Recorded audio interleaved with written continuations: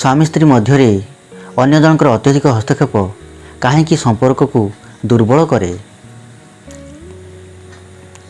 କେବେ ଭାବିଛନ୍ତି କି ଦୁଇଟି ମଣିଷ ମଧ୍ୟରେ ଥିବା ଭଲ ପାଇବାକୁ ବେଳେବେଳେ ଝଗଡ଼ା ନୁହେଁ, ଅନ୍ୟ ଜଣଙ୍କର ଅତ୍ୟଧିକ ହସ୍ତକ୍ଷେପ ଧୀରେ ଧୀରେ ଦୁର୍ବଳ କରିଦିଏ। ସମ୍ପର୍କ ବହୁତ ଅଜବ ଜିନିଷ। ଏହାକୁ ଗଢ଼ିବା ପାଇଁ ବର୍ଷ ବର୍ଷ ଲାଗିଯାଏ, କିନ୍ତୁ ଭାଙ୍ଗିବା ପାଇଁ ବେଳେବେଳେ ଗୋଟିଏ ଭୁଲ କଥା, ଗୋଟିଏ ଭୁଲ ବୁଝାମଣା କିମ୍ବା ଅନ୍ୟ ଜଣଙ୍କର ଅନାବଶ୍ୟକ ହସ୍ତକ୍ଷେପ ହିଁ ଯଥେଷ୍ଟ ହୋଇଥାଏ।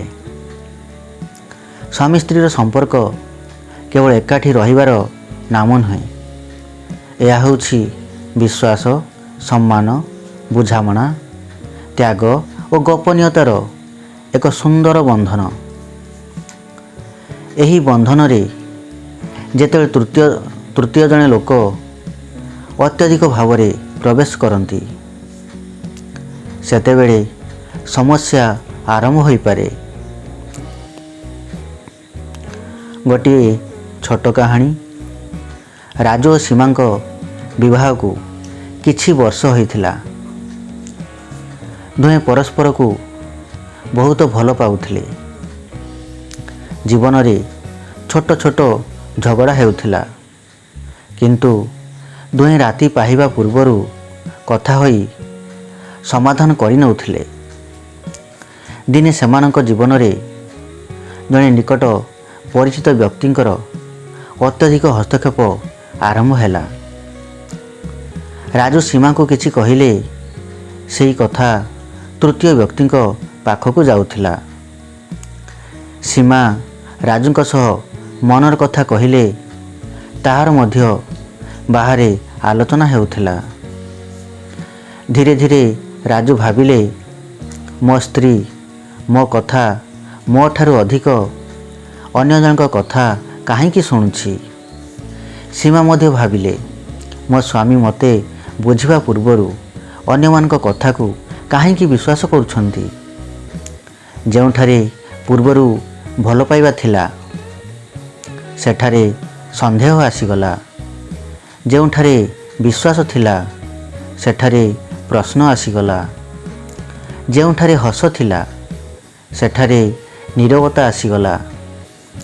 ସମ୍ପର୍କ ଭାଙ୍ଗି ନଥିଲା, କିନ୍ତୁ ସମ୍ପର୍କର ଉଷ୍ମତା ଧୀରେ ଧୀରେ କମି ଯାଇଥିଲା। ତୃତୀୟ ବ୍ୟକ୍ତି କାହିଁକି ସମସ୍ୟା ସୃଷ୍ଟି କରିପାରନ୍ତି?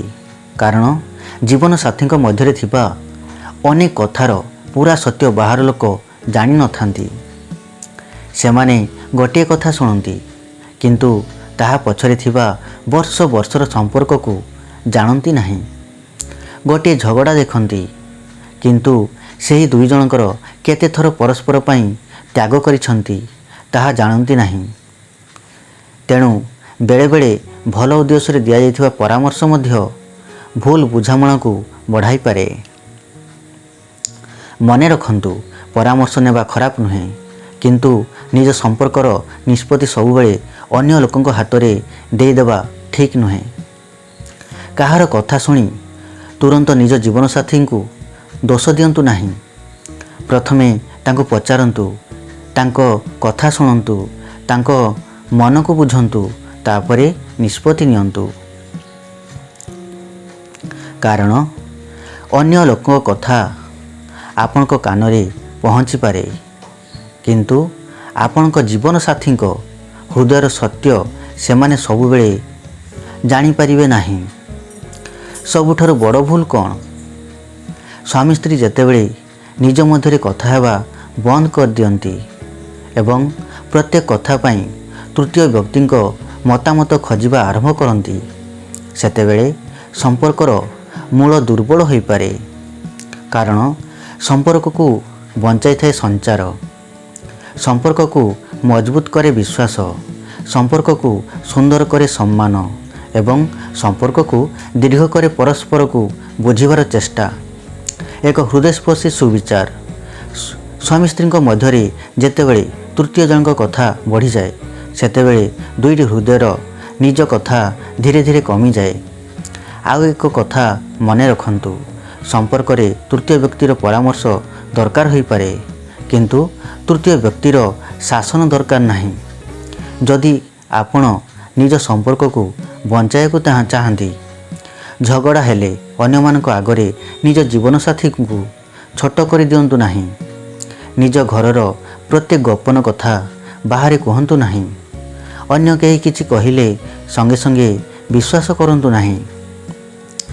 ନିଜ ଜୀବନସାଥୀଙ୍କୁ ଗୋଟିଏ ସୁଯୋଗ ଦିଅନ୍ତୁ ନିଜ କଥା ନିଜେ କହିବା ପାଇଁ, କାରଣ କେବେ କେବେ ଯେଉଁ ମଣିଷକୁ ଆମେ ଭୁଲ ବୁଝୁଥାଉ ସେହି ମଣିଷ ହିଁ ଆମ ପାଇଁ ସବୁଠାରୁ ଅଧିକ ତ୍ୟାଗ କରିଥାଏ। ଶେଷ କଥା, ଘର ଭାଙ୍ଗିବା ପାଇଁ ସବୁବେଳେ ବଡ଼ କାରଣ ଦରକାର ହୁଏ ନାହିଁ। କେବେ ଏକ ଭୁଲ କଥା, କେବେ ଏକ ଭୁଲ ବୁଝାମଣା, ଆଉ କେବେ ଅନ୍ୟ ଜଣଙ୍କର ଅତ୍ୟଧିକ ହସ୍ତକ୍ଷେପ ହିଁ ଯଥେଷ୍ଟ। ତେଣୁ ନିଜ ଜୀବନସାଥୀଙ୍କୁ ଅନ୍ୟମାନଙ୍କ କଥାରେ ନୁହେଁ ନିଜ ଅନୁଭବରେ ବୁଝନ୍ତୁ, ତାଙ୍କୁ ଶୁଣନ୍ତୁ, ତାଙ୍କୁ ସମ୍ମାନ କରନ୍ତୁ, ଭୁଲ ହେଲେ କ୍ଷମା କରନ୍ତୁ ଏବଂ ସବୁଠାରୁ ବଡ଼ କଥା, ନିଜ ସମ୍ପର୍କର ଦ୍ୱାର ଅନ୍ୟମାନଙ୍କ ପାଇଁ ଏତେ ଖୋଲା ରଖନ୍ତୁ ନାହିଁ ଯେ ଦିନେ ନିଜ ଜୀବନସାଥୀଙ୍କ ପାଇଁ ସେହି ଦ୍ୱାର ଦେଇ ପ୍ରବେଶ କରିବା କଷ୍ଟକର ହୋଇଯିବ। ସମ୍ପର୍କକୁ ଅନ୍ୟମାନଙ୍କ ମତରେ ନୁହେଁ ପରସ୍ପରର ବିଶ୍ୱାସରେ ଚଳାନ୍ତୁ, କାରଣ ଦୁଇଟି ହୃଦୟର ମଧ୍ୟରେ ଥିବା ସତ୍ୟକୁ ସବୁଠାରୁ ଭଲ ଭାବରେ ସେହି ଦୁଇଟି ହୃଦୟ ହିଁ ବୁଝିପାରେ। ଏହି ଚିନ୍ତାଧାରା ଯଦି ଆପଣମାନଙ୍କ ମନକୁ ଛୁଇଁଲା, ତେବେ ଏହାକୁ ସେହି ମଣିଷଙ୍କ ପାଖକୁ ପହଞ୍ଚାନ୍ତୁ ଯିଏ ନିଜ ସମ୍ପର୍କର ମୂଲ୍ୟ ବୁଝିବା ଆବଶ୍ୟକ। ସମ୍ପର୍କକୁ ବୁଝନ୍ତୁ, ସମ୍ମାନ କରନ୍ତୁ ଆଉ ଭଲ ପାଇବାରେ ସାଇତି ରଖନ୍ତୁ। ଆଜି ପାଇଁ ରହିଲି, ନମସ୍କାର। ଭିଡ଼ିଓଟି ଯଦି ଭଲ ଲାଗିଥାଏ ଭିଡ଼ିଓଟିକୁ ଲାଇକ୍ କରିଦେବେ ଏବଂ ଚ୍ୟାନେଲଟିକୁ ସବସ୍କ୍ରାଇବ୍ କରିଦେବେ। ଆଜି ପାଇଁ ରହିଲି, ଜୟ ଜଗନ୍ନାଥ।